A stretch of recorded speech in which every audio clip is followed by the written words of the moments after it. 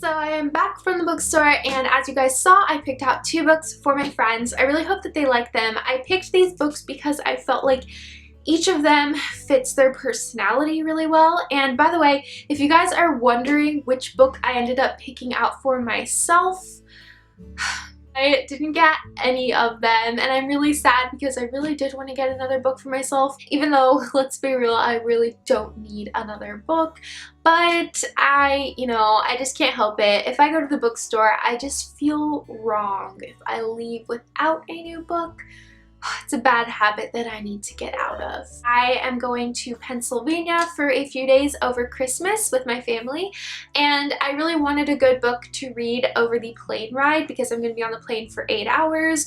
So I'm trying to put together some books that are really going to keep me entertained during those hours, and so far I'm really struggling to pick out a good book right now. I'm just like in one of those weird funks where I feel like I'm really set on a particular reading mood, but I can't figure out what that mood is. I feel like I'm searching for a particular book, but like I don't know what that is. I hate it when this happens to me. This happens to me all the time. I feel like there should be like a name for this. It's not a reading slump because I genuinely want to read, but I know you guys have gone through this exact thing before where like you really want to read, but no matter what, like you can't find that book that you want to read, you know? It's not a reading slump. There needs to be a name for this. Right now, I am considering reading Stalking Jack the Ripper by, I think the author's name is Carrie Mascalo. I tried to say that name a few times in my videos and failed. The other book that I'm considering is Passenger by Alexandra Bracken. I actually was going to buy Passenger today. I am a part of my bookstore's membership, and so last time I was at the bookstore, I got $19 for my next purchase, so I was like, yes, I'm gonna use this $19 to get myself a new book. I found out that I brought the wrong receipt with me. They couldn't give me my discount,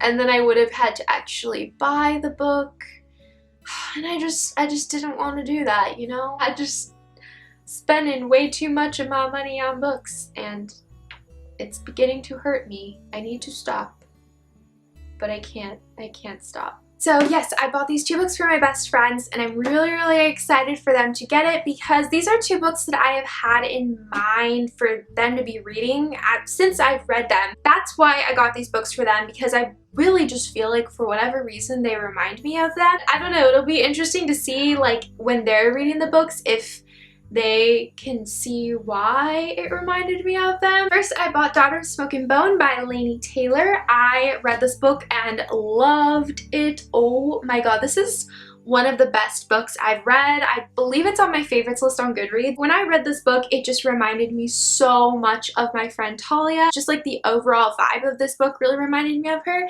It's very eccentric, and I want to say that it has this very artsy atmosphere to it, but I don't know if that's the correct word to use. For me, this book just feels very like artistic and creative and very out of the box. It's also beautiful, so you have to be someone that also really appreciates very lyrical and beautiful writing. For me, these aspects really reminded me of my friend Talia. I don't know why. It just felt like her when I was reading it. I like giving books to people not just because I think they're gonna like them, but because something about them reminded me of them as a person. And this book is just so Talia. It just has her essence. I am so lucky that my two bestest friends actually are readers and enjoy reading, because none of my other friends like reading. I don't know what I would do without them. Obviously, I have BookTube, which helps me immensely, but it is nice to have like a physical human being to talk to about books, you know, that I can like see and talk to. I wish that I could do that with you guys, but you're all so far away. I wish that I could make like a BookTube Christmas party and everybody could come to my Christmas party and we could play Secret Santa, but like the rule would be that you can only give people books. I wish that was my life, but it's not. I'm totally babbling tonight. The next book that I got is Shadow and Bone by Leigh Bardugo. I'm sorry, Leigh Bardugo. Oh my god, get that in your head, Sophie. It's Leigh, not Leigh, Leigh. I'm sorry for the amount of times I say Leigh in my videos. I watch my videos back and I'm like, did you just say Leigh again? It's Leigh. I've told you this so many times, Sophie, it's Leigh. And yes, I do talk to myself, it's a bad habit. Although one time my professor told me that talking to yourself is a sign of intelligence. She was crazy though. Anyway, Shadow and Bone by Leigh Bardugo. Yes, another book that I love, another book that I talk about a lot on this channel, and my best friend of, God, how many years have I known Heather? 4, 5, 6, 7, 8, 9, 10, 11, 12. Wait, I lost count.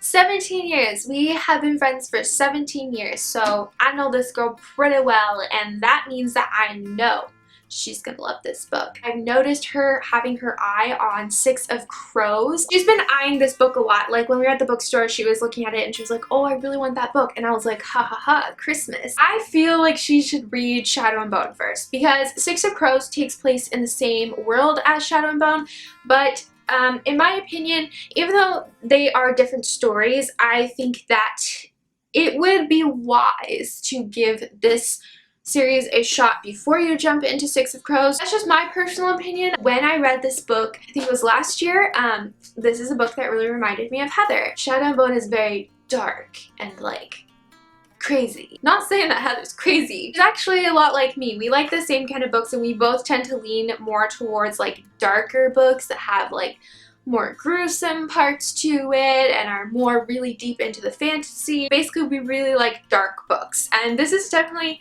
more of a dark book. I mean, it has the darkling. Now I've got to wrap these babies, but I'm gonna do a horrible job. I am the world's worst wrapper, as in gift wrapping, not like wrapping. Because I'm bad at that too. But that's okay, because my friends, honestly, they won't expect anything more of me, because they know that wrapping is just not my forte. Oh well.